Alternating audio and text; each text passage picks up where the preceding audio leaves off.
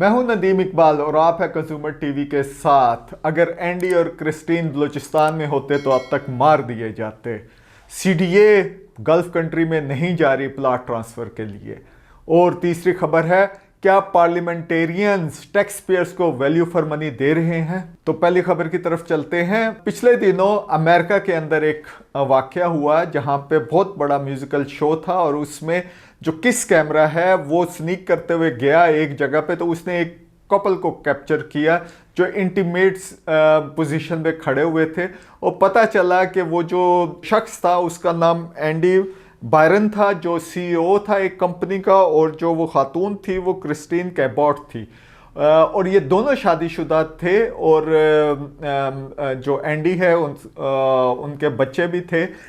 तो जो इमेज गया, जो तकरीबन 5 करोड़ लोगों ने इंस्टेंटली सोशल मीडिया के ऊपर देखा, जो इमेज गया वो एक्स्ट्रा मैरिटल अफेयर का था, लेकिन उनको कत्ल नहीं किया गया था। उसमें एंडी ने काफ़ी सोशल मीडिया के ऊपर स्पेकुलेशन होती रही और इसके ऊपर काफ़ी बेटिंग वगैरह भी होती रही कि ये रिज़ाइन करेगा या नहीं करेगा। अल्टीमेटली उसने 2-3 दिन बाद रिज़ाइन कर दिया। क्रिस्टीन का अभी तक नहीं पता चला, सिवाय इतना पता चला है कि उसने और उसके शोहर ने चंद महीनों पहले एक प्रॉपर्टी मॉर्गेज कराई थी जो काफ़ी एक्सपेंसिव प्रॉपर्टी थी। सो क्या वो सेपरेट होते नहीं होते? हाँ, एंडी की बीवी जो है वो छोड़ के चली गई है। आगे क्या डेवलपमेंट होती है ये सरसरी तौर पे, लेकिन उनको कत्ल नहीं किया गया। बट इट डजंट से कि ये जो एक्स्ट्रा मैरिटल अफेयर है उसको उस सोसाइटी ने सेंक्शन किया। यही अगर हम जूम इन करते हैं बलूचिस्तान के अंदर, वहाँ पे आपको एक खातून बानो वो बड़े ग्रेसफुली चलती हुई जा रही है और जो बॉडी लैंग्वेज बता रही है वो उसकी कन्विक्शन बता रही है कि उसने कोई क्राइम नहीं किया। और वो बड़े बारोब तरीके से जाती है अपने कत्लगाह की तरफ जहाँ पे उसको फायर करके मारा जाता है। और ये जो वीडियो है ये बकरीद से चंद दिन पहले की है, लेकिन इसको रिलीज़ उसी 1-2 दिन पहले किया गया है। और उसके साथ बाद में एक और शख्स जो एहसानुल्लाह नाम का, ये FIR भी हम आपको दिखा रहे हैं, उसको भी कत्ल किया गया। उसकी वीडियो तो नहीं शो की। ये वीडियो भी बहुत वायरल हुई पाकिस्तान में, जिसमें गवर्नमेंट फिर मूव किया है। और चीफ मिनिस्टर बलूचिस्तान के मुताबिक ये जो खातून बानो है उसके 5 बच्चे थे और एहसानुल्लाह के भी 4-5 बच्चे थे। और जो बानो का हस्बैंड का जो मेरा ख्याल लीगल नाम था कोई नूर मोहम्मद था। सो लग ये रहा है, आल्दो अभी फैक्ट्स आ रहे हैं, अभी और इन्वेस्टिगेशनें हो रही हैं। जो बलूचिस्तान हाई कोर्ट के चीफ जस्टिस ने भी सू मोटो ली है, काफ़ी हाई लेवल के ऊपर ये चीज़ें आ रही है, मूवमेंट हो रही है। सो फैक्ट्स अभी आएंगे। अगर हम अज्यूम भी करते हैं कि एक्स्ट्रा मैरिटल अफेयर भी था, तब भी जस्टिफाई नहीं किया जाता कि उनको इस तरीके से मर्डर किया जाए। भाई आपका कॉन्स्टिट्यूशन है, ट्रेडिशन है, ट्रेडिशन या कल्चर है, बलोच कल्चर है, वो इन कन्फ्लिक्ट विद द कॉन्स्टिट्यूशन नहीं हो सकता। जगह जगह पे थाने मौजूद है, थानों का क्या काम है? कॉन्स्टिट्यूशन और कवानीन को इम्प्लीमेंट करना। सो ये तो टोटल वायलेशन यहाँ पे आपको नज़र आ रही है।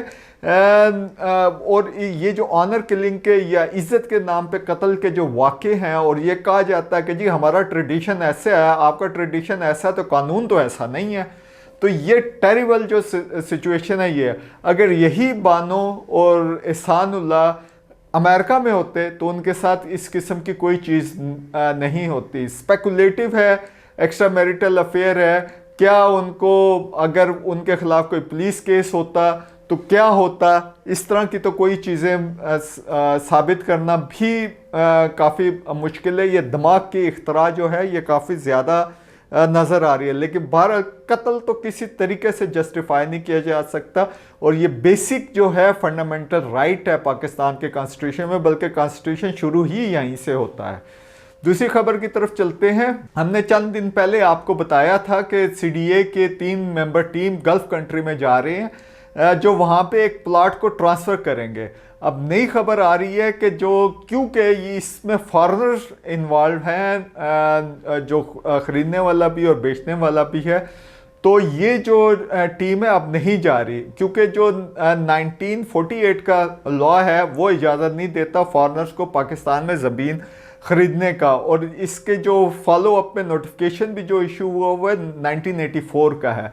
तो वो ये कह रहे हैं कि अब जो है ये अगर ऐसी कोई चीज़ होनी भी है तो इसकी कैबिनेट से अप्रूवल चाहिए होती है, क्योंकि लॉ में चेंज। तो फिर क्या कैबिनेट से अप्रूवल चाहिए या आपको फिर नया कानून पास करना पड़ेगा? अगर नया कानून पास करेंगे फॉरेनर्स को यहाँ पे, तो ये फिर और भी काफ़ी सारे फॉरेनर जो है ये यहाँ पे इन्वेस्ट कर सकते हैं और यहाँ पे फिर ज़मीन ख़रीद सकते हैं। सो ये इंटरेस्टिंग सा एक सिनेरियो बनता जा रहा है। लेकिन पाकिस्तानी जो ओवरसीज़ पाकिस्तानीस है वो हमारा स्टैंड वहाँ पे बिल्कुल कायम है कि ओवरसीज़ पाकिस्तानीस के लिए ये जो प्रॉपर्टी मैनुअल है उसके अंदर स्पेस है कि ये यहाँ से अगर वो पेमेंट करते हैं, सपोज़ लंदन में रहते हुए पाकिस्तानीस जो हैं वो यहाँ पे प्रॉपर्टी ख़रीदते हैं, तो वो कहते हैं जनाब हम पेमेंट करने को तैयार हैं, ये CDA अपनी टीम भेजे, अपना कमीशन भेजे, पाकिस्तान एम्बेसी लंदन में जाता है और वहाँ पे जाके जितनी वो ट्रांसफ़र्स वगैरह होनी है प्रॉपर्टी की वो कर सकते हैं।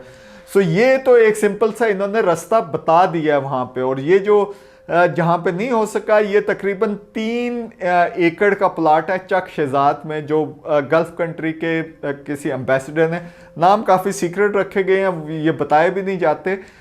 तो उन्होंने कोई ख़रीदा था और उसके बाद उन्होंने 90s का केस था, उन्होंने ख़रीदा था, then he lost the interest और उसके बाद वो फिर उनकी डेथ होगी, उनकी फैमिली जो है किसी और को बेचना चाह रही, तो ये वाला केस था। और जो एम्बेसी थी गल्फ कंट्री की, वो तमाम जो एक्सपेंस वगैरह है, ट्रैवल, फूड, आने जाने का, वो सारा कुछ जो है ना वो बियर करने को तैयार थी। तीसरी खबर की तरफ चलते हैं। रिसेंटली हमने आपको बताया था कि जो MNAs और सेनेटर्स, इन तमाम की सैलरीज में काफ़ी सब्सटेंशियल इजाफा किया गया था। अब बात ये होती है कि वैल्यू फॉर मनी की बात होती है, जो भी टैक्स पेयर होता है उसका टैक्स पेयर के पैसे को वो देखा जाता है कि क्या इसकी वैल्यू फॉर मनी मिल रही है और क्या इफेक्टिवली यूज़ हो रहा है। जो पार्लियामेंट होती है उसमें जो सबसे जो मेन चीज़ होती है वो होता है बजट पास होना। अगर बजट पास नहीं होता तो इसका ये मतलब होता है कि वो जो गवर्नमेंट है जो बजट पेश करती है वो गिर जाती है। सो ये जो बजट कितना इम्पॉर्टेंट चीज़ होती है। सो इस दफ़ा का जो बजट था ये 5 जून को पेश हुआ और 27 जून तक इसके ऊपर डिबेट चलती रही। लेकिन जो अभी ये रिपोर्ट आई है, फैफन जो एक NGO है जो मॉनिटर करती है, इन्होंने कोई इन्वेस्टिगेशन नहीं की, इन्होंने डाटा वहीं से लिया जो अटेंडेंस वगैरह का, तो पता चला है कि सिर्फ 78 यानी 350 के करीब जो हमारी नेशनल असम्बली है उसमें से सिर्फ जो 25% है, 25% है, ये एवरेज बता रहे हैं, 78 मेंबर्स जो हैं उन्होंने सारी जो सिटिंग्स हैं नेशनल असम्बली की वो अटेंड की हैं।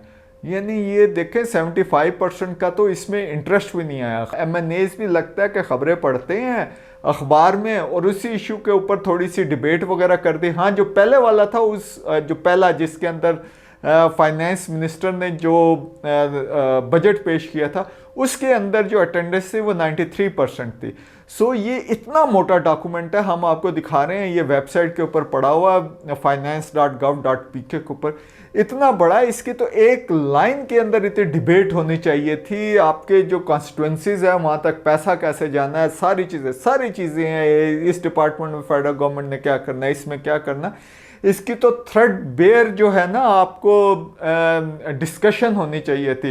ये देखें कितने बड़े बड़े बंडल उठा कर लाए जाते हैं अखबारों में जो आए हैं, इसके अंदर तो ये दिन भी कम पड़ते थे और फिर कहते हैं जनाब IMF एजेंडा सेट कर देता, ये कर देता। हमें पढ़ना चाहिए, हमें उसके ऊपर डिबेट करनी चाहिए और नेशनल असम्बली के सारे मेंबर्स को नज़र आना चाहिए कि भाई उन्होंने इन्वेस्ट किया और ये जो value for money to the taxpayer है उन्होंने पास ऑन किया। देखते रहिए कंज्यूमर TV।